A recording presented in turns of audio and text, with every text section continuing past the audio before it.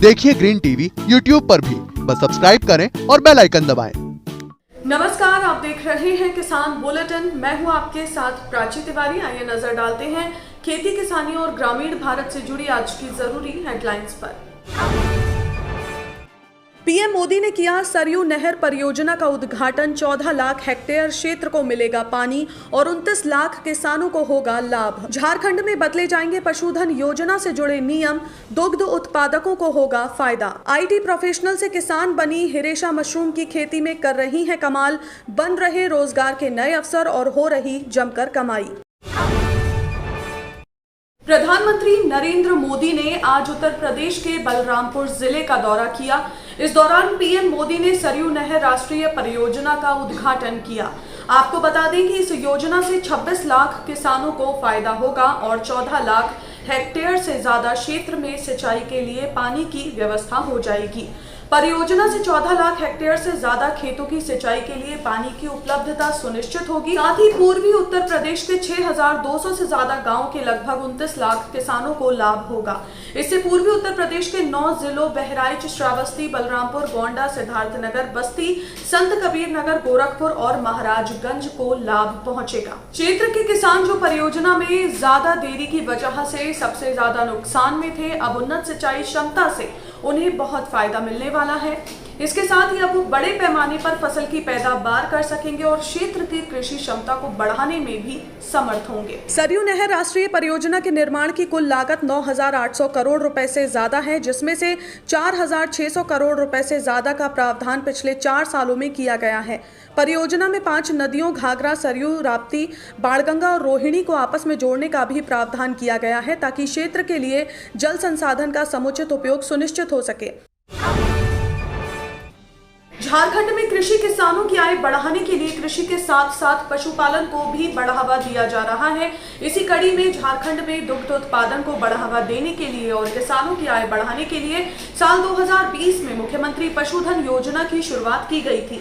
मगर दुग्ध उत्पादकों ने दावा किया कि पशुधन योजना की नीति में कुछ परेशानियों के कारण उन्हें योजना का लाभ बिल्कुल नहीं मिल पाया है। उनका कहना है कि इस योजना के तहत 10% से कम गाय बेची जाती है, क्योंकि किसानों को सूचीबद्ध विक्रेताओं से मवेशी खरीदना महंगा पड़ता है।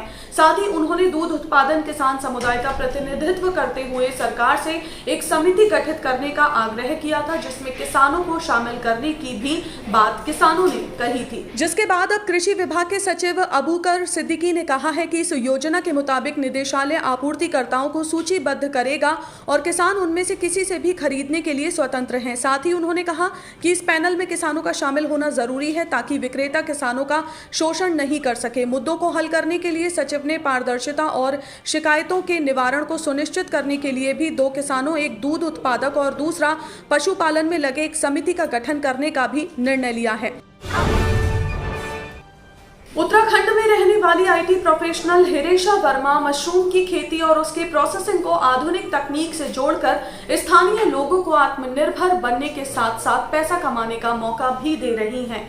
रोजाना 20 किलो मशरूम उत्पादन से ये काम शुरू करने वाली हिरेशा आज सफल उद्यमी बन चुकी हैं। उनके पास आधुनिक उत्पादन उपकरणों और सुविधाओं वाला एक फार्म है। 1000 किलो प्रतिदिन उत्पादन क्षमता वाले इस फार्म में 10 एयर कंडीशन कमरे हैं, जहां साल भर में मशरूम उत्पादन होता है। इस फार्म में 15 से ज्यादा लोग नौकरी भी कर रहे हैं। यही नहीं, हिरेशा ने अभी तक 2000 से ज्यादा महिलाओं और किसानों को मशरूम की खेती के लिए प्रशिक्षण भी दिया है। हिरेशा आज औषधीय मशरूम की किस्मों की भी खेती कर रही हैं। मशरूम उत्पादन के साथ ही हिरेशा ने प्रोसेसिंग की व्यवस्था भी कर रखी है। वो मशरूम से अचार, cookies, nugget, soup, protein powder, चाय और पापड़ जैसे कई प्रोडक्ट भी बना रही हैं।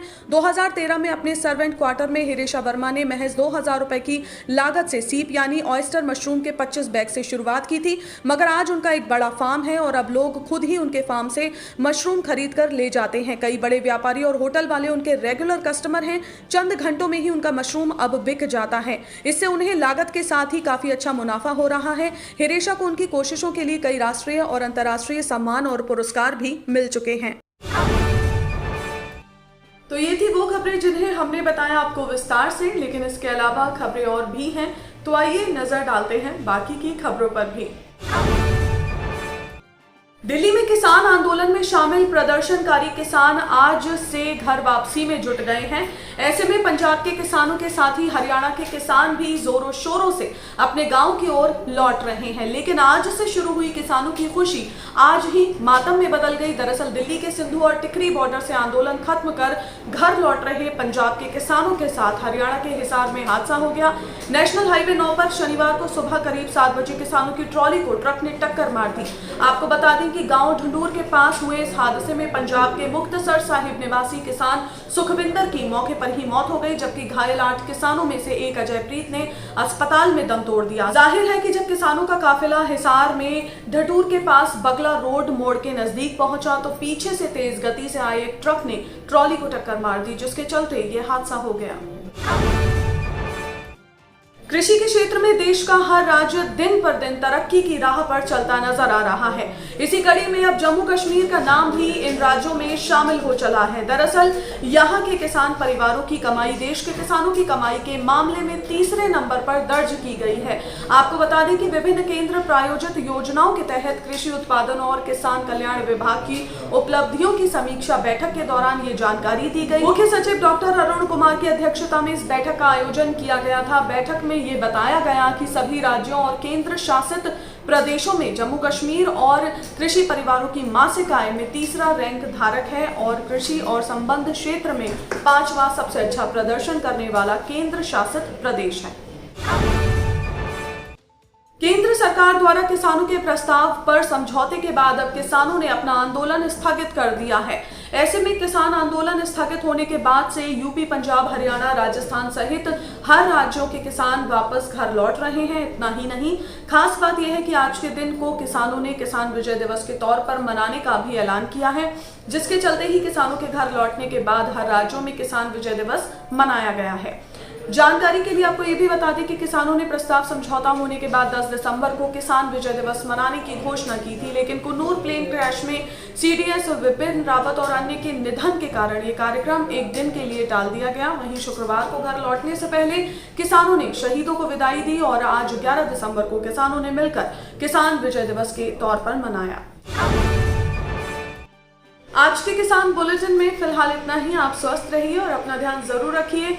फिलहाल मुझे दीजिए इजाजत। नमस्कार। देखिए ग्रीन टीवी यूट्यूब पर भी, बस सब्सक्राइब करें और बेल आइकन दबाएं।